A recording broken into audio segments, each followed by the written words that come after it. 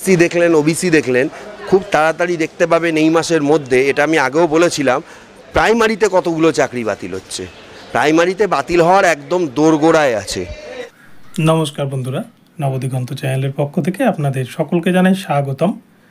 তো বন্ধুরা, আপনাদের সাথে এই ভিডিওতে আমি দেখাতে চলেছি প্রাথমিকের যে শিক্ষক নিয়োগ দুর্নীতি তদন্ত করছে সিবিআই এবং ইডি, এই সিবিআই এবং ইডির নিয়োগ দুর্নীতি তদন্ত সম্পর্কে কি বললেন কলকাতা হাইকোর্টের বিশিষ্ট আইনজীবী শ্রমিক বাগচি মহাশয়, এবং এছাড়াও প্রাথমিকের চাকরি আদৌ বাতিল হবে কি না, 2014 প্রাইমারি টেট নিয়ে যে ভুরি ভুরি অভিযোগ উঠেছে, এই টেটের ভবিষ্যৎ কি, সমস্ত কিছু কিন্তু এই ভিডিওতে কলকাতা হাইকোর্টের বিশিষ্ট আইনজীবী তিনি ব্যাখ্যায় রয়েছেন। তো আপনারা সম্পূর্ণ ভিডিওটি দেখুন। এই ভিডিওটি আপনাদের জন্য অনেক হেল্পফুল হতে চলেছে। তবে তার আগে বলেই, যারা প্রথমবার চ্যানেলটি ভিজিট করছেন, এখনও চ্যানেলটিকে সাবস্ক্রাইব করেনি, আপনারা কিন্তু অবশ্যই চ্যানেলটিকে সাবস্ক্রাইব করে নেবেন। তো চলুন তাহলে আমরা দেখে নিই যে বিশিষ্ট আইনজীবী শ্রমিক বাগচি মহাশয় তিনি কি বার্তা দিয়েছেন। 60,000 প্লাস চাকরি বাতিল হতে চলেছে প্রাইমারি। এটা আমি আজকে এই ভোটটা হয়ে যাওয়ার পর আমি পুরোপুরি কনফিউজড। সবার সাথে সবার সেটিং রয়েছে। এখন সিবিআই তদন্ত দেওয়া হচ্ছে, সিবিআই কি আদৌ তদন্ত সঠিকভাবে করছে? আজকে আমার এই প্রশ্নটা আপনার কাছে থাকুক।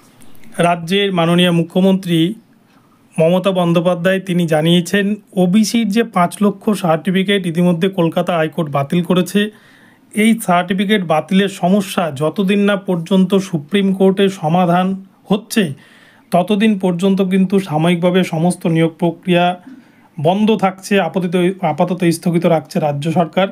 তো এই প্রসঙ্গে আমাদের কলকাতা হাইকোর্টের বিশিষ্ট আইনজীবী কী বার্তা দিয়েছেন আমরা শুনে নেব। এমন একটা পরিস্থিতি তৈরি হয়েছে যে চাকরি যারা পাচ্ছে, প্রত্যেকটা চাকরিতেই আমরা দেখছি যে সেখানে দুর্নীতি একদম ভরে ভরে রয়েছে। কিন্তু এই যে ওবিসি সার্টিফিকেট, এই যে রায়টা বেরিয়েছে, আমি কিন্তু অত্যন্ত আমি একটা জায়গায় এই রায়টার সঙ্গে সহমত পোষণ করতে পারছে না, যদিও মহামান্য বিচারপতিরা এই রায় দিয়েছেন।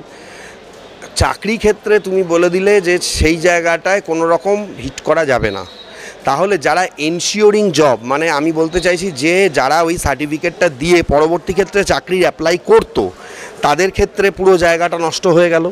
যার জন্য হাইকোর্টকেও বলতে বাধ্য হয়েছে, হাইকোর্টে যে মামলা হয়েছে তাতে হাইকোর্ট বলেছে যে চাকরি প্রক্রিয়া সমস্ত স্থগিত থাকবে যতক্ষণ না পর্যন্ত সুপ্রিম কোর্ট বলেছে। দেখুন, এখন ব্যাপার হচ্ছে যে যেহেতু এটা বিচারাধীন বিষয়, আমার মনে হয় না যে চাকরি প্রক্রিয়া পুরোপুরি বন্ধ হবে। এরকম হতে পারে যে পরীক্ষা হয়তো হবে এবং রিক্রুটমেন্টের ব্যাপারটা ওবিসি ছাড়া। অনেক সময় কি হয়, আমরা হাইকোর্টে দেখেছি অন্যান্য রায়ের ক্ষেত্রে, যে ধরুন কেউ একজন চ্যালেঞ্জ করলো, হাইকোর্টের এরকম কিন্তু অনেক রায় আছে যে ধরুন পরীক্ষার রেজাল্ট বেরোনোর পর হাইকোর্ট বলল যে ঠিক আছে, যখন এই ব্যক্তি চ্যালেঞ্জ করেছে এই সিটটা ফাঁকা রেখে বাকিগুলো তুমি ফিল আপ করো। এই জিনিসটা আমার মনে হয় হতে পারে।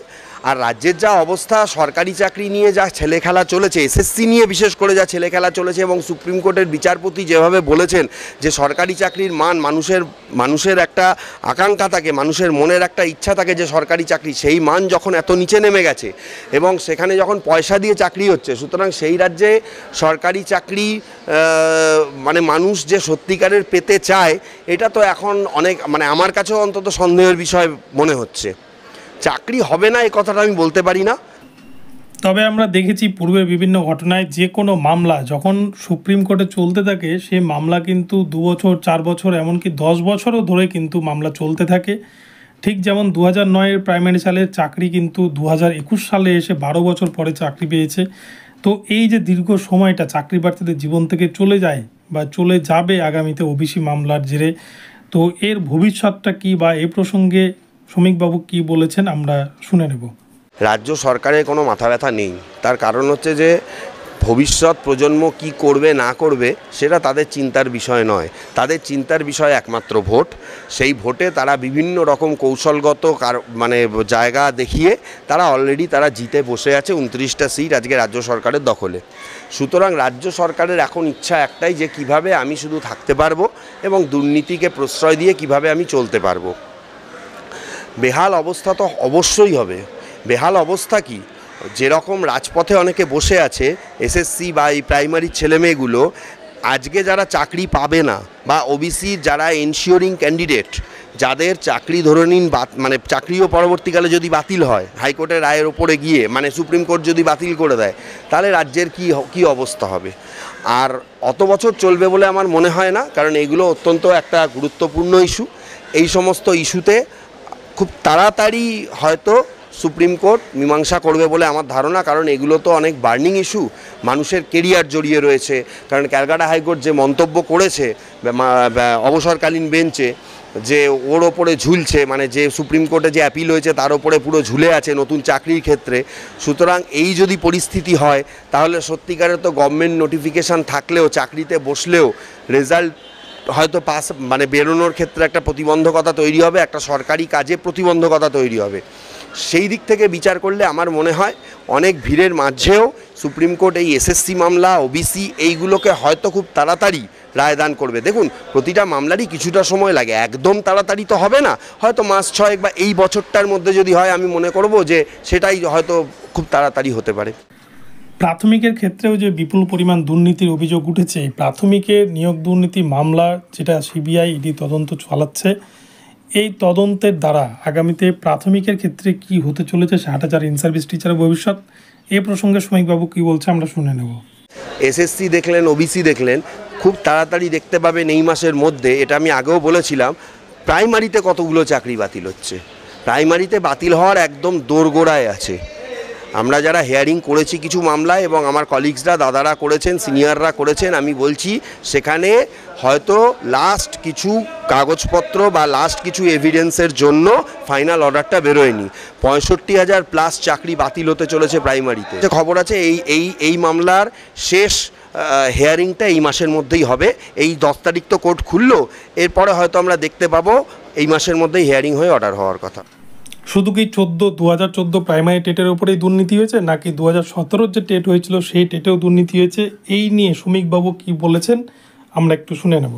টোটাল প্রাইমারিতে যে আপনার হচ্ছে যে স্ক্যাম হয়েছে, এবং বিভিন্ন সময় সেই স্ক্যামটা যে ধরা পড়েছে, সেই টোটাল প্রাইমারি বোর্ডে 14-14 পরে যে প্রাইমারি হয়েছে, টোটাল স্ক্যাম কতটা হয়েছে সেটা হাইকোর্টের কাছে পুরোপুরি পরিষ্কার। তবে বেশিরভাগটাই 2014 সালের ওপরেই, এবং এইটাতে আমার ধারণা যে এই অর্ডারটা খুব তাড়াতাড়ি আসবে, এবং আসলে এটাও একটা বিশাল বড় খবর হবে। তার কারণ হচ্ছে যে বহু চাকরি, যারা প্রাইমারি চাকরি আজকে অন্যায়ভাবে পেয়েছেন, তাদের চাকরি কিন্তু বাতিল হতে চলেছে। কারণ আমরা সেটা আঁচ পেয়েছি বলবো না, এরকম মন্তব্য বিচারপতি অলরেডি করেছেন, যিনি এই মামলা দেখছেন তিনি অলরেডি সিটে বসে করেছেন। কারণ আমরা যারা মামলাগুলো করেছি, এবং আমার কলিগসরা, দাদারা বা সিনিয়ররা, তারাও বুঝে গেছি যে সেখানে কত পরিমাণ চিটিংবাজি হয়েছে, হাইকোর্ট কিন্তু সেটা ধরে নিয়েছে। আর এর থেকে বেশি কিছু বলার নেই, যখন রায়টা বেরোবে তখন আপনারা সবাই চোখের সামনে দেখতে পাবেন। আপনারা পুরো ভিডিওটি দেখে এটুকুটা নিশ্চয়ই বুঝতে পারলেন যে প্রাথমিকের ক্ষেত্রে কিন্তু একটা বড় ইঙ্গিত দিয়ে দিলেন সমীকবাবু, কলকাতা হাইকোর্টের বিশিষ্ট আইনজীবী। তো এই মামলার পরবর্তী শুনানিতে কী হয় সেটাই দেখার। তো বন্ধুরা, ভিডিওটি যদি আপনাদের ভালো লাগে অবশ্যই চ্যানেলটিকে সাবস্ক্রাইব করবেন, এবং এই ধরনের ভিডিও সবার আগে সর্বপ্রথমে পাওয়ার জন্য চ্যানেলটিকে সাবস্ক্রাইব করে ফলো করতে থাকুন, এবং ভিডিওটিকে চারদিকে ছড়িয়ে দিন। ধন্যবাদ।